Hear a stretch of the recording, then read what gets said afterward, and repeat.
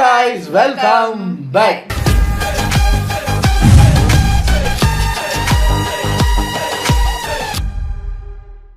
இன்னைக்கு நம்ம இந்த வீடியோக்கு ரியாக்ட் பண்ண போறோம் அப்படின்னு பார்த்தீங்கன்னா டுடே ட்ரெண்டிங் சேனல்ல இருந்து ஒரு பொலிட்டிக்கல் வீடியோ தான்.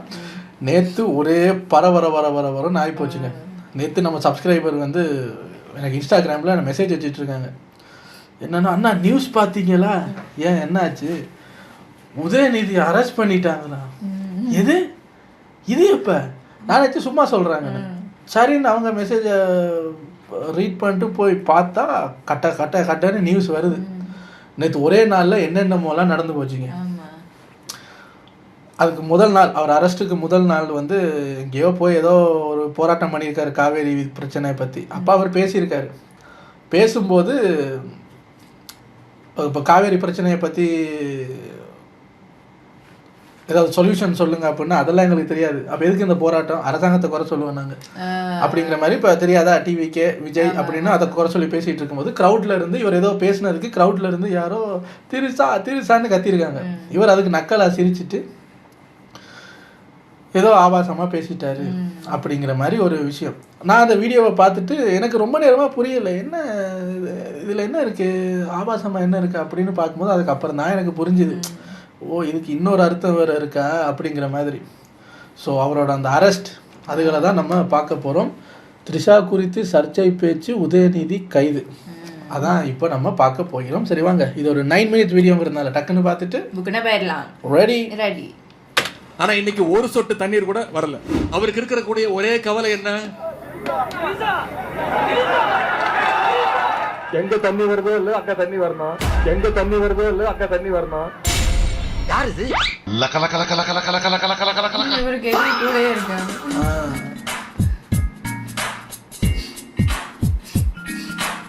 எதிர்க்கட்சித் தலைவர் உதயநிதிக்கு எதிராக தேசிய மகளிர் ஆணையத்தில் தாவேகா சார்பில் புகார் கொடுக்கப்பட்டிருக்கிறது.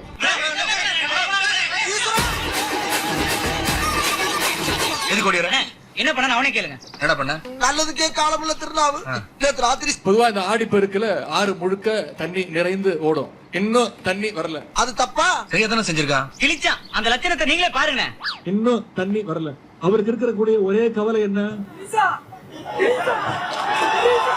எங்க தண்ணி வருதோ இல்ல அக்கா தண்ணி வரணும். நிறைய பேர் வந்து இப்போ என்ன பேசி விட்டாரு அப்படிங்கிற மாதிரி கேட்டுக்கிட்டு இருக்காங்க. இன்னொரு வீடியோவும் நான் பார்த்தேன் நேற்று, அதுவும் போட்டிருந்தாங்க. விஜய் சிஎம் ஆகிறதுக்கு முன்னாடி அவர் இப்படி ஸ்டேஜில் பேசும்போது ஸ்டாலின் சாரை பற்றி ஏதோ பேசும்போது, யார் நான் திருப்பியும் சொல்கிறேன், அரசியலில் இருக்கிறவரை பற்றி பேசும்போது க்ரௌடில் இருந்து அவர் தான் இப்போ நோயாளி ஆகிட்டாருல்ல அப்படின்னு ஏதோ ஒரு கமெண்ட் வந்தது. அதுக்கு அவர் என்ன தெரியுமா பண்ணார்? இவர் செஞ்ச மாதிரி இவர் சிரிக்கவும் இல்லை, அதுக்கு பதில் சொல்லவும் இல்லை. அந்த பேசினவரை பார்த்து அப்படி லைட்டாக முறைச்சிட்டு அவர் பேச்சை கண்டினியூ பண்ணார். அது டீசன்சி. இங்கே உங்கள் க்ரௌட்ல இருந்து திருசான்னு கத்துனா நீங்கள் என்ன பண்ணியிருக்கணும்? திருசா இப்போ அரசியல் இருக்காங்களா? அது அவரோட பர்சனல் இல்லை அதெல்லாம் இங்கே பேசாதீங்க அப்படி இல்லாட்டி அதை கணக்கெடுக்காமலாவது அது கேட்காத மாதிரி நான் பண்ணுறேன்னு போயிருந்தா அது டீசன்சி. நமக்கு அப்படின்னா என்னன்னு தெரியாதுல்ல. கேட்டா என்ன சொல்றது? திருசா பேரு நான் சொன்னேனா, நான் சொல்லல அப்படின்னு தப்பிக்க பார்க்கறது. இன்னும் நிறைய பேர் முட்டு கொடுத்துட்டு இருக்காங்க. என்ன அப்படின்னா, இப்போ என்ன பேசி விட்டாரு, இதில் தப்பு ஒன்றும் இல்லையே, தாவேக்காவில் பேசாத பேச்சான்னு. அதுக்கு ஒரு லேடி எனக்கு சூப்பராக இருந்து பிடிச்சிருந்து ஒரு கேர்ள் இன்ஸ்டாகிராமில் போட்டிருக்காங்க. இப்படி சொல்கிறவங்களுக்கு ஒன்று தான் நான் சொல்லணும். தாவேக்கா சார்பில் அவங்க பேசுனாங்கன்னு சொன்னீங்களே, அவங்க மட்டும் பேசலையான்னு. அவங்க பேசின பேச்சு எல்லாத்தையும் உங்கள் அம்மா கிட்டேயோ தங்கச்சிக்கிட்டேயோ உங்கள் ஃபேமிலி கிட்டேயோ போய் சொல்ல முடியும். இப்படியெல்லாம் பேசியிருக்காங்க பாருங்களேன்னு சொல்ல முடியும். அந்த மீட்டரில் இருக்கும் பேசியிருந்தா. நீங்கள் சரியான ஆளாக இருந்தால் உங்கள் அம்மா தங்கச்சிட்ட போய் உதயநிதி இப்படியெல்லாம் பேசுகிறாருன்னு அவர் பேசுனதை பேச சொல்லுங்க பார்ப்போம். நீங்களே டிஸ்கஸ் பண்ண மாட்டீங்க. அப்போ அதுதான் டிஸ்கஸ்டிங் அப்படின்னு ஒரு பாயிண்ட்டை பிடிச்சாங்க. அப்புறம் நம்ம யாரும் வந்து இந்த டான்ஸ் மாஸ்டர் ஒருத்தங்க இருக்காங்களே, பிக் பாஸுக்கெல்லாம் வந்து ஓவியா கூட சண்டை போட்டுக்கிட்டு இருந்தாங்க, ரகு மாஸ்டர், அவங்களோட காயத்ரி ரகுராம். அவங்க வந்து இப்போ என்ன பேசி விட்டார் அவர்? அப்படியெல்லாம் காவேரி தண்ணியை பற்றி தானே பேசினார். இவர் சொன்ன அதே தொனியில் அந்த காயத்ரி ரகுராம் மாஸ்டருக்கு ஒருத்தர் கமெண்ட் பண்ணி, நானும் அவங்களுக்கே அதை கேட்டு நானும் காவேரி தண்ணியை பத்தி தான் பேசினேன்னு, உன்னைய தாண்டா முதல்ல அரெஸ்ட் பண்ணணும் பொறுக்கி அப்படின்றாங்க. அப்ப அவர் சொன்னதை உங்களுக்கு சொன்னா ரத்தம், அவர் இன்னும் உங்களுக்கு சொன்னா அவர் அப்படி சொல்லலையே தக்காளி தட்டுது. சூப்பரா இருக்குங்க. காவேரி சொன்னேன் நான் இது மிஸ்கம்யூனிகேஷன், நான் அதை பற்றியே பேசலையே அப்படின்னா நான் காவேரியை சொன்னேன்னு அழுத்த வேண்டிய அவசியம் உங்களுக்கு இல்லை. உங்களுக்கே தெரியும் அதில் டபுள் மீனிங் இருக்குது, இப்படி சொல்லிடுவோம். உங்களுக்கு இது புதுசு இல்லையே. நம்ம எடப்பாடி அவரை பற்றியெல்லாம் என்னெல்லாம் பேசியிருக்கீங்க கேட்டால் அது என்னுடைய நகைச்சுவை, என்னுடைய சென்ஸ் ஆஃப் ஹியூமர். நீங்கள் அதுக்கு தான் வந்து குப்பை மாதிரி அள்ளிட்டு போனாங்க.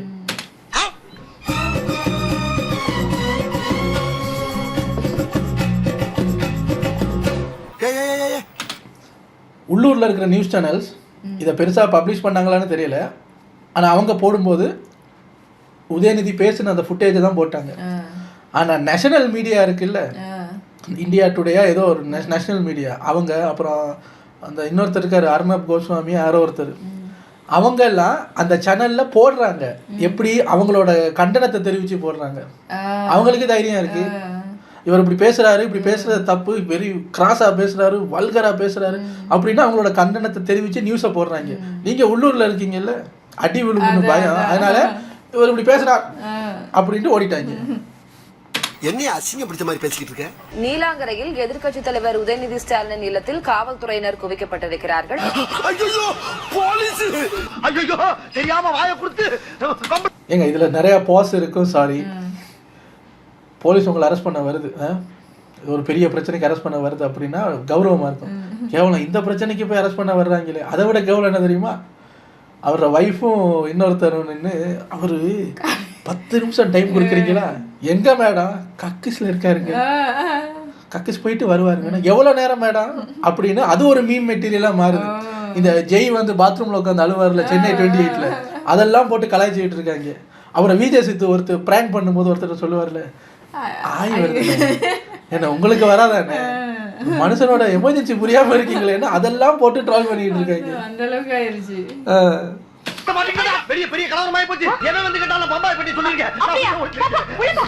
எதிர்க்கட்சி தலைவர் உதயநிதி ஸ்டாலினின் பேச்சுக்கு நடிகையும் பாஜக மாநில துணைத் தலைவருமான குஷ்பு கண்டனம் தெரிவித்திருக்கிறார்.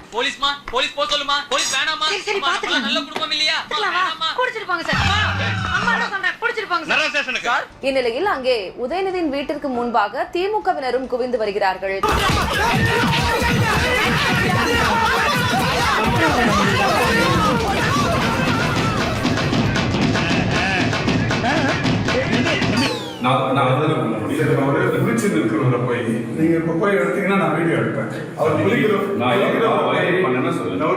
ஏங்க குளிச்சிட்டு இருக்கிறவரை போய் நீங்க போய் இழுத்துட்டு வந்தா நான் வீடியோ எடுப்பேன்னா அப்ப அவர் குளிச்சிட்டு இருக்கிறத நீங்க தான் அசிங்கப்படுத்துறீங்கன்னு அர்த்தம்.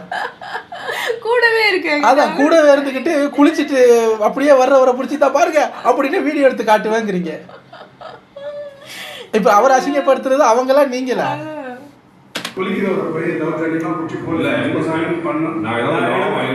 மனித உரிமை மீறலாம் நீங்க அப்படி போய் பண்ணதான் பண்ணுங்க, அவரை போய் அரெஸ்ட் பண்றதா பண்ணுங்க. சொல்லிடுறேன் சார், பாத்ரூம்ல இருக்க சார். பாத்ரூம் ஒரு நிமிஷம். ஒரு நிமிஷம் இல்ல, 5 வருஷம் நீ அங்கேதான் இருக்கணும் போல இருக்குது. இது எதை விட கொண்டு எதை சேர்த்திருக்காங்க பாருங்க. அந்த 5 வருஷம் அந்த கணக்கு அங்கேதான் இருக்கணும். செம்மையா எடிட் பண்ணி வச்சிருக்காங்க. எல்லாமே நடக்க போகுது. ஒரு few minutes தான் அட்வொகேட் வரணும், வந்துட்டு பார்த்து பேசி கூட வரணும். ரொம்ப ஸ்மூத்தா அவருக்கு பேசி கூட்டு போறது தானே நல்லது.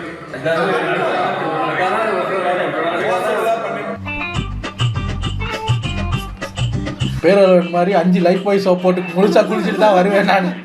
கோர்ட்டுக்கு லேட் ஆயிட்டு இருக்கு, கூட்டு வாங்க போய் அவனை.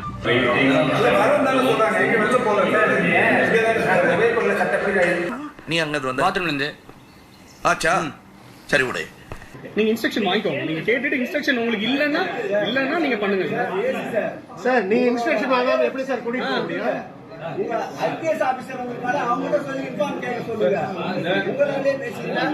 உனக்கு சட்டம் தெரியல, அரெஸ்ட் பண்றது அவ்வளவு சாதாரணமான காரியம் இல்ல. அதுக்கு 1008 ஃபார்மாலிட்டிஸ் இருக்கு. மன்னிக்கணும், இன்னைக்கு நான் தான் செய்யணும்.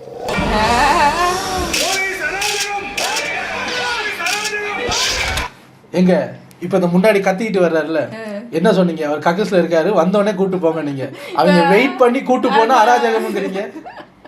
என்னங்க அது? வீடியோ எடுக்க விடலையா? தலைவர் வாய வச்சுட்டு சும்மா இல்லாம வம்பல மாட்டி விட்டாரு.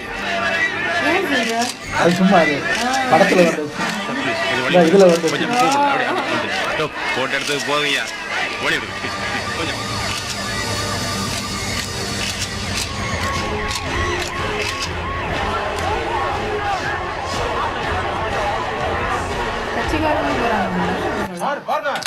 தடுத்திருப்பாங்கல்ல, அப்ப அவங்களையும் சேர்த்து அள்ளிட்டு போங்கன்ற மாதிரி. நேத்து எனக்கு என்னன்னா, இந்த அந்த பாகுபலி மாதிரி போர் படங்கள்ல எல்லாம் காட்டுவாங்கல்ல, 2 நாட்டு படை வீரர்களும் இருந்து கத்திக்கிட்டே இருப்பாங்க, ஓடி வருவாங்களே, அது மாதிரி டிவிகே சப்போர்ட்டர்ஸ் ஒரு பக்கம், டிஎம்கே சப்போர்ட்டர்ஸ் ஒரு பக்கம். எந்த அவர் அரெஸ்ட் பண்ணதுக்கு அப்புறம் இவங்க இங்க இருந்து கத்துறாங்க, இவங்க இங்க இருந்து கத்துறாங்க, நடுவுல போலீஸ் தடுக்கிறாங்க, 2 பேரையும் விட்டு அடிச்சுக்குவாங்க போல இருக்கு.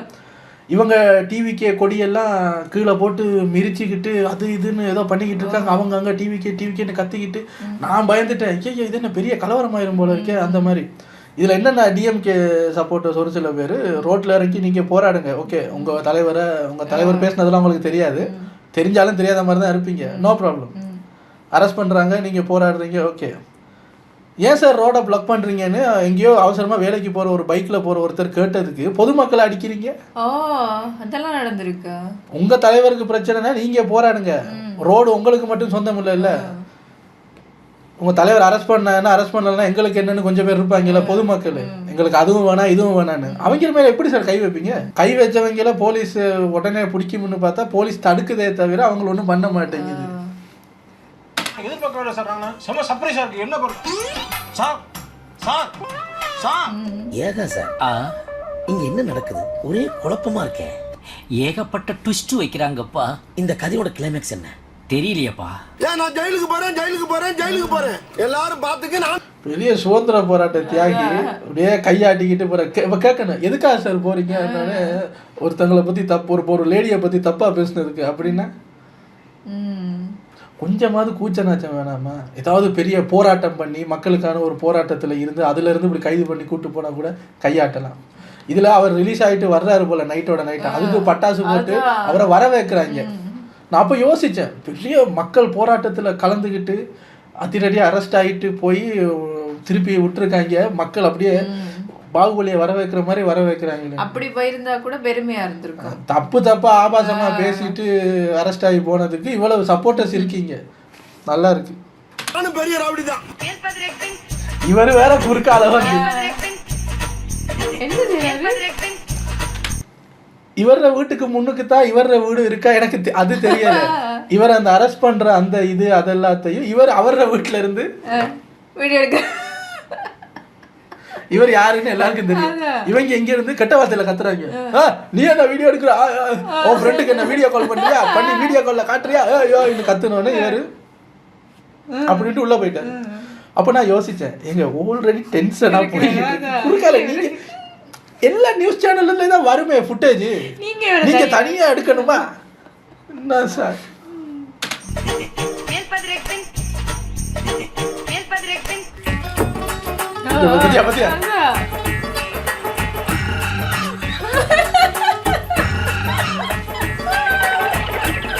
இங்க இருக்கக்கூடிய டம்மி முதலமைச்சர் ஏதாவது ஒரு ரீல்ஸ் போட்டுக்கிட்டு, முதலமைச்சர் மட்டும் இல்ல, முதலமைச்சர் அமைச்சர்கள் இன்னைக்கு நான் பேசாத ஒண்ண பேசினதாக கூறி கட் காப்பி பேஸ்ட் பண்ணி போய் ஐயா, இந்த கட் காப்பி பேஸ்ட் பண்றது அதெல்லாம் அப்ப இப்ப அதெல்லாம் எல்லாருக்கும் பார்த்தாலே தெரியும் கட் காப்பியா பேஸ்டா இல்லையான்னு. நீங்க பேசுனதுதான் லைவ்ல வந்துச்சு, அப்ப லைவ்ல எடிட்டிங் பண்ணிருப்பாங்களோ.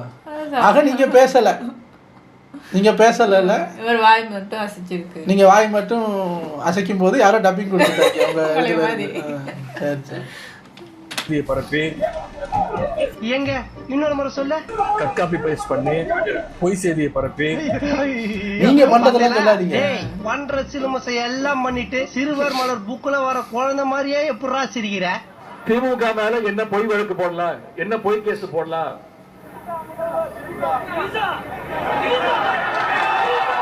எங்க தண்ணி வருதோ இல்ல அங்க தண்ணி வருது. இதுல எங்க கட்டு வருது? ஒரு இடத்துல கட்டு வருதா, சிங்கிள் டேக்கில் பெர்ஃபார்ம் பண்ணியிருக்கீங்க. படத்தில் நடிக்க சொன்னால் அங்கே ஒன்றும் பண்ணுறது இல்லை. இங்கெல்லாம் அப்படி சிங்கிள் டேக்கில் ஸ்பான்டேனியஸாக அடிக்கிறது, அப்புறம் கட் காப்பி பேஸ்ட் பண்ணிட்டாங்கன்னு கத்துறது. நிறைய பேர் சொல்கிறாங்க, பாத்தியா ஒரு நாள் கூட அவர் உள்ளே வைக்க முடியல, பாத்தியா அப்படி இப்படின்றாங்க. எங்களுக்கு அதெல்லாம் தேவை சார். அரெஸ்ட் பண்ணாங்கல்ல, அதுதான் மேட்ரு. காவேரி சொன்னேன் நோய் என்ன நீ பைத்தியக்காரனவே நினைச்சிருக்கிறல்ல நீ. நேற்று நான் கூட்டத்தில் ஆர்ப்பாட்டத்தில் பேசவும் சொன்னேன். எந்த மாதிரி அமைச்சர்கள் அமைச்சிருக்கிறாங்க?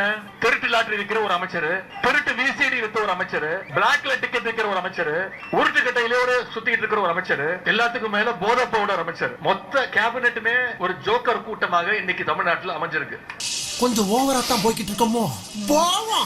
பொய் கேஸ் போட்டு இன்னைக்கு என்னை கைது செய்ய முயற்சி பண்ணிட்டு இருக்காங்க, கைது செஞ்சிருக்கிறாங்க. இதற்கெல்லாம் பயப்படக்கூடிய ஆள் நான் கிடையாது. நான் மட்டும் இல்ல, திமுகவுடைய கடைசி தொண்டை ஒருத்தர் கூட இந்த மாதிரி கைதுக்கெல்லாம் பயப்படக்கூடிய ஆள் கிடையாது. இதுதான்டா எனக்கு வேணும். எதிர்க்கட்சி தலைவர் உதயநிதி ஸ்டாலின் கைது செய்யப்பட்டிருக்கிறார். தமிழ்நாடு முழுவதும் திமுகவினர் ஆர்ப்பாட்டத்தில் இறங்கி இருக்கிறார்கள். இதான் சந்தர்ப்பம், கடையெல்லாம் அடைச்சு போட்டுருவோம். கடையடைப்பெல்லாம் நடந்துச்சு.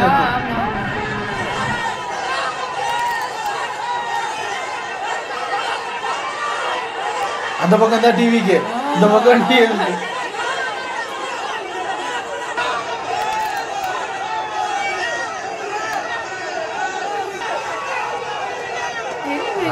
இதைத்தான் பண்ணுவாங்க. கொஞ்ச நேரத்துல டீக்கடையாக்கி இந்த ஊரை போர்க்களமாக்கிட்டாங்களே. உதயநிதி ஸ்டாலின் அவர்கள் என்ன அவர் நேற்று பேசும்போதே சொல்லிட்டாரு, 5ஆம் தேதி இருக்கல சட்டமன்றம், அப்ப அந்த மேகதாது பிரச்சனை நான் அங்க வச்சுக்கிறேன், நீங்க எங்கிட்ட தப்பிக்க முடியாது என்று நேற்று அவர் சவால் விட்டார். இன்னைக்கு அதுக்கெல்லாம் பயந்துகிட்டு அவருடைய கேள்வி கேட்டா எப்படி நம்ம பதில் சொல்ல போறோம்னு திணறி பயந்து, நீங்க கேள்வி மட்டும் நீங்க கேள்வி மட்டும் கேட்டு ஓடி போயிருவீங்க. அப்ப யாருக்கிட்ட பதில் சொல்றது? நீங்க அசம்பிளி ஒரு 10 அசம்பிளில 20 தடவை ஓடி விட்டு இப்ப இவருக்கு பயத்துல இவர் அரெஸ்ட் பண்ணிட்டாங்களாம். இவர் அப்படியே வந்து அறுத்து தள்ளிடுவாரு. இன்னைக்கு அது நடக்குது. இன்னைக்கு 5ஆம் தேதி. இன்னைக்கா? ஆமா, பாப்பமே இன்னைக்கு என்ன செய்யறாருன்னு. சரி, இன்னைக்காவது கேள்வியை கேட்டுட்டு ஓடாம இருங்க. என்ன ஏங்க நீங்க எல்லாம் அசம்பிளில பண்ற கூத்தெல்லாம் பண்ணிவிட்டு இப்படி வெக்கமே இல்லாம வந்து பேசிட்டு இருக்கீங்க. யாருங்க ஓடுனது? யாரு பயந்துகிட்டு ஓடுனது? பார்ட்டி ஃபண்டுன்னு சொன்னதுக்கு பயந்துகிட்டு ஓடிட்டாருல சிஎம். ஆமா, பார்ட்டி ஃபண்டுன்னு சொன்னது யாரு? அவரே சொல்லிட்டு அவரே ஓடுறாரா? இல்ல இல்ல, பார்ட்டி ஃபண்டுன்னு தான் சொன்னாரு. எடுத்தீங்களே ஓட்டம் மொத்தமா. அப்புறம் வந்து அவரு மேகதாது தூது அணைய நான் பாத்துக்கிறேன், நான் கேட்டுக்கிறேன் கேள்வி, அதுக்கு பயத்துல இது பண்ணிட்டாங்களா? கேள்வி மட்டும் கேட்கறது. கேள்வி கேட்கறதுக்கு டிவி கேக்கு பயமுங்கிறீங்கல்ல, இவங்க பதில் சொல்றது கேட்கறதுக்கு அவங்களுக்கு பயம். கேள்வியை கேட்டுட்டு ஓடிடுவேன். உடனடியாக இன்னைக்கு வந்து அவர் வந்து கைது செய்திருக்கிறார்கள். நீ சொல்றதெல்லாம் உண்மையா? என்ன கேனத்தனமா பேசிக்க, உண்மை இல்லாம பொய்யா சொல்றாங்க. இருக்கக்கூடிய அமைச்சர் ஒருத்தரே, அது ஒரு பெண் அமைச்சர் ஒருத்தரே சொல்றாங்க, ஜட்டியை கட்டிட்டு உட்கார வச்சு உன்னை கொண்டு போடுவேங்கிறாங்க. அந்த அமைச்சர் மேல எந்த ஒரு நடவடிக்கையும் எடுக்கல. அந்த துரு புடிச்ச தொண்டை சொல்றதுலயும் ஒரு பாயிண்ட் இருக்குடா. ஏன் தொகுதிக்குள்ள வந்து அந்த பையன் வர்றதுக்கு யாரு அதிகாரம் கொடுத்தா? தூக்கி வச்சு சட்டியோட வச்சு அடிச்சு கொண்டு வெளியே எடுத்துருவேன். ஏன்டா என் பேழைக்காதுன்னு என்னை பார்த்து இந்த பைத்தியக்கார மாதிரி தெரியுது அவனுக்கு. நான் என்ன சொல்றேன்னா, சின்ன பையனா இருக்கட்டும் பெரிய பையனா இருக்கட்டும், நியாயமா இருக்கணும். ஒருத்தரை விட்டு போட்டா அப்புறம் நியாயம் உருப்படி இல்லாம போயிடும். யாரையும் அவர் இழிவுபடுத்தி பேசல. ஒவ்வொருத்தரும் ஒவ்வொரு விதமா புரிஞ்சுக்கிட்டு வேறு விதமாக புரிய வைக்கிறார்கள். கீழே இருந்து கத்துறாங்க, அதற்கு அவர் ஒன்றும் பண்ண முடியாது. அதாவது நீ பப்பா, அவர் ஒன்றும் பண்ண முடியாது இல்ல, அதுக்கு அவர் கவுண்டர் கொடுத்தாருல. கீழே இருந்து கத்துறாங்கன்னா அதை இக்னோர் பண்ணிருக்க வேண்டியதானே. அவர் அதுக்கு சிரிச்சதும் அது சம்பந்தமா ஒன்று சொல்லிட்டு நான் காவேரியை சொன்னேன் அப்படின்னு இந்த மதுரை முத்து மாதிரி பேசுறதெல்லாம் உங்களுக்கு தெரியாது இல்ல. உங்க குடும்பத்துல யாரையாவது பேசியிருந்தா அப்படி சப்போர்ட் பண்ணிருப்பீங்களான்னு பார்க்கணும். வாயில விரல வச்சா கூட உனக்கு கடிக்க தெரியாது. அந்த கூட்டத்தில இருந்து யாரோ சத்தம் போடுகிறார்கள். வெளியில இருந்து ஒரு சத்தம் போட்டால் அதற்கு அவங்க பொறுப்பு அல்ல. செஞ்சு போட்டு எப்படி சமாளிக்க? அவங்க கத்துறதுக்கு இங்க யாரும் சொல்லலையே. அவங்க கத்துறதுக்கு அவர் பொறுப்பு இல்லதான். ஆனா பொறுப்போட ஒண்ணு பண்ணினாரு பாருங்க, கத்துறதுக்கு கவுண்டர் கொடுத்தது. அதுதான் இங்க மேட்ரு. இதுல என்ன தவறு இருக்கிறது? திரிஷா வீட்டுக்கு தண்ணி வரலையா அப்படின்னு கேட்குறா ஒரு யாரோ ஒரு க்ரௌட்ல இருந்து ஒருத்தர். அதுக்கு உதயநிதி பதில் சொல்றார், அங்க மட்டும் வரும். காரணம் என்னன்னா, அதுக்கு நீங்க வீடியோ ஒழுங்கா பார்க்கலையா? திரிஷான்னு தான் கத்துனாங்க. திரிஷா வீட்டுல தண்ணி இங்க எவனும் சொல்லல, அவர் தான் சொன்னாரு. நான் ஒன்று தெரியாமல் கேட்குறேன், அப்பாவை காணோம், விஜய் நக்கல் பண்ணார், உங்கள் அப்பாவும் அரசியலில் இருக்காரு, போட்டி போட்டார், டிவிகேலேருந்து உங்களுக்கோ உங்களோட அரசியலில் இருந்தவங்களோ பற்றி தான் பேசுகிறாங்களோ, அவங்கள பற்றி தான் எதுவும் இப்படி பண்ணுறாங்களோ எல்லாம் அதுக்குள்ளே தான் நடக்குது. உங்களாலேயே அதை பண்ண முடியலை. ஆவுன்னா உங்களால் நீங்கள் பர்சனலை பற்றி மட்டும்தான் பேசுகிறீங்க. அப்பாவை தேடும் மகனை பற்றி எங்களுக்கு தெரியும். நீங்கள் செருப்ப சாணியில் முக்கிய ஒரு இன்டர்வியூவில் வந்து அடிச்சுட்டு போயிட்டாங்க சின்ன பையன். அந்த ஒருத்தர் வந்தார் இல்லை, the brain is the convicting brain அப்படின்னு ஒருத்தர் வந்தார் இல்லை, அவர் என்ன கேட்டார், உங்கள் பையன் தான் உங்கள் கூட இல்லை, நான் எங்கள் அப்பா கூட இருக்கேன். தேவையாது தேவையாது. அப்புறம் பரிதாபங்கள் அவரை பற்றி வீடியோ போட்ட உடனே அது குழந்தையெல்லாம் நீங்கள் எப்படி ட்ரால் பண்ணலாமா? குழந்தையெல்லாம் வீட்டில் பூட்டி வைங்க சார், எதுக்கு வெளியே வந்து பேசிக்கிட்டு இருக்கு? நீங்கள் பர்சனலாக என்னென்ன பேசணுமோ அவங்களோட பர்சனல் விஷயத்தை பற்றியெல்லாம் பேசிடுவீங்க. பேசிட்டு இப்போ நாங்கள் என்ன பேசிட்டா அரசியலில் பிரச்சனைனா அரசியல் ரீதியாக பேசுங்க சார். உங்களுக்கு பர்சனலை பற்றி மட்டும்தான் பேச முடியும். பதிலுக்கு இவங்களும் பர்சனலை பற்றி பேச ஆரம்பித்தாங்கன்னா உங்கள் இதெல்லாம் நாரி போயிடுமே சார். ஆனால் அவங்க பண்ண மாட்டாங்க. தாத்தா காலத்துலேருந்து என்னென்ன பண்ணுறீங்க ஏதுங்கிறது எல்லாம் ப்ரூஃபோட இருக்குது. அதெல்லாம் இவங்க பண்ண மாட்டாங்க. ஆனால் நீங்கள் அதை மட்டும்தான் பண்ணுவீங்க. அரெஸ்ட் ஆகி போயிட்டு திருப்பி வந்து நான் அப்படி தப்பாலாம் ஒன்றும் பேசலை, எனக்கும் ஒரு மனைவி இருக்காங்க, ஒரு குழந்தை இருக்குது, எனக்கும் தங்கச்சி இருக்காங்க, நான் அப்படியெல்லாம் அந்த அர்த்தத்தில் பேசலை, நானும் கல்யாணம் பண்ணியிருக்கேன், அவங்களோட தான் நான் இருக்கேன். இது கேட்டாங்களா யாராவது? சொல்லியிருக்காரு. அப்போ கூட பர்சனல் விஷயத்தை கொண்டு வந்து தான் பேசுவீங்க. ஏன்னா உங்களுக்கு அரசியல் ரீதியாக சொல்கிறதுக்கு ஒன்றும் இல்லை. உங்களுக்கு இப்படி பர்சனலை இழுத்து பேசுகிறதுக்கு மட்டும்தான் உங்களுக்கு வருது. அதை நியாயப்படுத்துறதுக்கு வெள்ளையும் சொல்லியமாக கொஞ்சம் பேர் காரணங்கள் சொல்லி இது மாதிரி வரும் அப்படின்னு சொன்னார். அதில் என்ன அர்த்தம் இருக்கிறது, என்ன தவறு இருக்கிறது? உலக மகா தவறு. ஒரு தவறு இல்லை. அப்படியே நான் வாதத்துக்காக கேட்கிறேன், திஷாவை பற்றி பேசுறதுக்கு உடனே இவ்வளோ அவசரம் தேவையா? அவர் எதிர்கட்சி தலைவர், அந்தம்மா இந்த நாட்டுடைய பிரதமரா? அதான் நாங்களும் கேட்குறோம், அவங்க என்ன இந்த நாட்டு பிரதமரா, சீஃப் மினிஸ்டரா, எல்லாம் அரசியலில் இருக்காங்களா? உங்களுக்கு பிரச்சனை அவரோடனா அதை பற்றி மட்டும் பேச வேண்டியதானே? கூட்டத்தில் இருந்து ஒருத்தர் அதுக்கு ஒரு சொல்ல, கூட்டத்தில் இருந்து கத்துனவங்களுக்கு பதில் சொல்ல முடியாதுன்னா சொன்னாரு உங்கள் ஒப்போசிஷன் இவர் தான் சொன்னார். என்ன சார் லூஸ் தனமாக பேசிகிட்டு இருக்கீங்க, இவ்வளோ பழுத்து போயிருக்கீங்க, எக்ஸ்பீரியன்ஸ் இருக்குன்னு பார்த்தா எனக்கு தெரியாது. தஞ்சையில் இன்று மாலை இது தொடர்பாக அவரிடம் விசாரணை மேற்கொள்ளப்பட இருக்கிறது. விசாரணையை முடித்த பிறகு அவர் விடுவிக்கப்பட இருக்கிறார். அதுதான் நீதிமன்றத்தின் தீர்ப்பாகவும் இருக்கிறது. இன்றே உதயநிதியை விடுவிக்க வேண்டும் என்றிருக்கிறது சென்னை நீதிமன்றத்தில். இதுக்கெல்லாம் ஃபாஸ்டா தீர்ப்பு வரும்.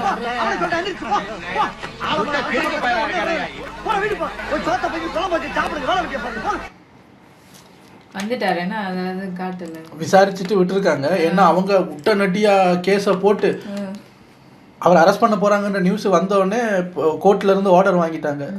12 மணி வரைக்கும், பகல் 12 மணி வரைக்கும் அவர் அரெஸ்ட் பண்ணக்கூடாது. போலீஸ் சைட்ல என்ன சொல்லியிருக்காங்க, அப்படி ஒரு நியூஸ் எங்களுக்கு வரல அபிஷியல் அப்படின்னு டக்குன்னு போய் தூக்கிட்டாங்க. உடனே இது பண்ணி அதான் சொல்றது, நீதிமன்றங்கள் யார் யாருக்கு ஸ்பீடா வேலை செய்யுதுன்னு பாருங்க. இங்க பல கேஸ் நிலுவையில இருக்கு. ஒரு குழந்தைங்களுக்கோ லேடிஸுக்கோ ஏதோ நடந்தா வருஷ கணக்கு ஆகுது அதுல தீர்ப்பு வர்றதுக்கு. இது காலையில அரெஸ்ட் பண்ணணும், உடனே விசாரிச்சுட்டு அனுப்பிடுறேன், கோர்ட்டின் உத்தரவு. ரொம்ப ஸ்பீடா வேலை செய்றீங்களே. ஆனா இன்னமும் இப்படி இப்படி வாய் கூசாம இப்படி பேசுறவங்களுக்கு பேசினவங்களே வந்து நாங்க அப்படி பேசல, நான் பேசவே இல்லைன்னு இருக்கலாம். இந்த கட் காப்பி பேஸ்ட்னு நீங்க சொல்லி மறுபடியும் மாட்டிக்கிட்டீங்க. அப்போ உங்க மனசுக்குள்ள தெரியும் நம்ம பேசியிருக்கோம், நம்ம பேசலைன்னு சொன்னா மாட்டிக்கிறோம். கட் காப்பி பேஸ்ட் பண்ணி நான் பேசாத ஒன்று அவங்க திரிக்கிறாங்கங்கிற மாதிரி பேசியிருக்கீங்க. ஆனா ஒண்ணு, இன்னைக்கு அசம்பிளி பார்க்கணும். இன்னைக்கு இருக்கா இல்ல தள்ளி வச்சிட்டாங்களா தெரியல. அசம்பிளி பார்க்கணும். அரெஸ்ட் பண்ணவரும் அரெஸ்ட் பண்ண சொன்னவரும் எதிர்க்கு எதிர் உட்கார்ந்து இவர் என்னென்னலாம் பேச போறாரோ தெரியல. நல்லா இருக்கு சார், நல்லா இருக்கு. இப்போ கடைசி ஒருத்தர் தாத்தா வந்து பேசினாரு, அவரே கேள்வி கேட்டு அவரே பதிலும் சொல்லிக்கிறாரு. ஏன் திஷாவை பத்தி பேசினா என்ன, அவங்க என்ன சிஎம்மா பிஎம்மா அதுவான்னு. இப்போ சும்மா சொல்றேன், உங்களை மாதிரி ஒரு கேடு கேட்டவங்கெல்லாம் டிவிக்கே இருக்கட்டுமே. இப்போ டிவிகேலேருந்து இப்போ ராஜ்மோகன் மாதிரி ஒருத்தர் வந்து உதயநிதியோட ஒய்ஃபை பற்றியோ இல்லை உதயநிதியோட ஃப்ரெண்டு இருக்காங்களே, யாரு நம்ம நேற்று கூட திருக்குறள் கூட போட்டிருந்தாங்களே, நிவேதா பெத்திராஜா, அவங்க ஃப்ரெண்டு தானே, அவங்கள பற்றியெல்லாம் நீங்கள் பேசுன மாதிரியே பேசுனா இப்போ நீங்கள் சும்மா இருப்பீங்களா? உடனே ராஜ்மோகன் அரெஸ்ட் பண்ணுங்க அது பண்ணுங்க அப்படின்னு வருவீங்கல்ல. அப்போ வந்து நம்ம சொல்லலாமா அவங்க என்ன அரசியலில் இருக்காங்களா? அவங்க என்ன எங்கேயோ தானே இருக்காங்க, அவங்க ஒரு நடிகை தானே, அவங்கள பற்றி பேசக்கூடாதா, பேசணும்னு இவருக்கு என்ன பொத்துக்கிட்டு வருது.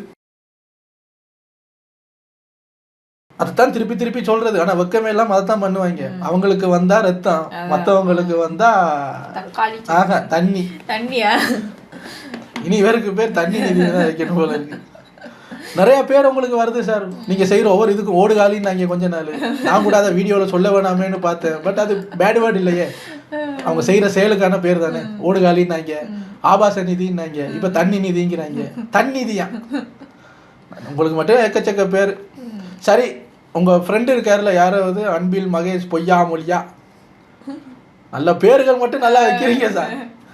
அவர் சொல்லாருல்ல, பயத்துல தான் ஒரு நாள் முன்னாடியே அரெஸ்ட் பண்ணிட்டாங்க, அவர் கேள்வி கேட்டுருவாருங்கிற பயத்துல அரெஸ்ட் பண்ணிட்டாங்கன்னு. சரி, இப்போ ரிலீஸ் ஆயிட்டீங்கல்ல, கேள்வி கேளுங்க, விஜய் பயத்துல நடுங்கட்டும், அதுக்கப்புறம் அவர் பதில் சொல்லுவாருல்ல, தைரியமா நின்று கேளுங்க. சும்மா அந்த ஒரு வேர்டு பார்ட்டி ஃபண்டுன்னு சொன்னோன்னே எல்லாம் ஓடாதீங்க, ஓடி ஓடி போதும். சரியா, தைரியமா நின்று கேட்ட கேள்விக்கு பதில வாங்கிட்டு வாங்க. கேள்வி கேட்கிறார், அவர் கேள்விக்கு பயத்துல என்னென்ன பண்றாங்க பாத்தீங்களா, கேள்வி கேட்ட பதில் கேட்க வேண்டாம். ஸோ தயவு செஞ்சு நின்று ஓடாம பதில கேட்டுட்டு வாங்க. பட் பெரிய சம்பவம் தான் அது. விசாரணைனாலும் கக்கூஸ்ல இருந்தவர் அரெஸ்ட் பண்ணி கூட்டு போனாங்க பார்த்தீங்களா, நல்லா இருக்கு. இன்னும் ஆட்சிக்கு வந்து 1 வருஷம் கூட முழுசா முடியல, அதுக்குள்ளேயே ஒப்போசிஷன் லீடர் மேலே கை வச்சிட்டாங்க. விஜய் ஏதோ பிளான் பண்ணி இவர் மேல கை வச்ச மாதிரி தான் பேச்சு.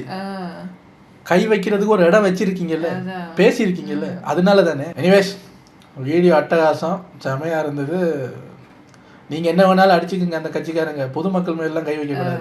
மாறி அவங்க கை வச்சாங்கன்னா நாரி போயிடும்.